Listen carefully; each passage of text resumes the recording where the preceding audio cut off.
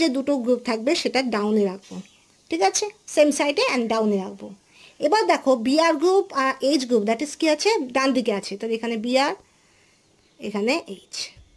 ও sorry, ভালো করে লেখাটা হয়নি, এখানে বিআর, এখানে এইচ, আর এখানে হাইড্রোজেনগুলো কি আছে, হাইড্রোজেন হয়েছে আমার বাঁদিকে আছে, দ্যাটস ইট।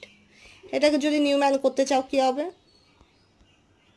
এখানে সিএসসি, এখানে এইচ, এইচ, এখানে হবে বিআর, এখানে হবে এইচ, আর এখানে হবে C double H, that's it.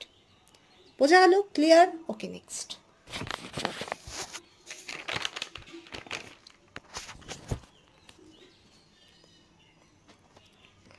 Third one, এখানে এইচ, এখানে সিএসসি, এখানে এইচ, এখানে সিএসসি, এখানে এইচ, এখানে এইচ,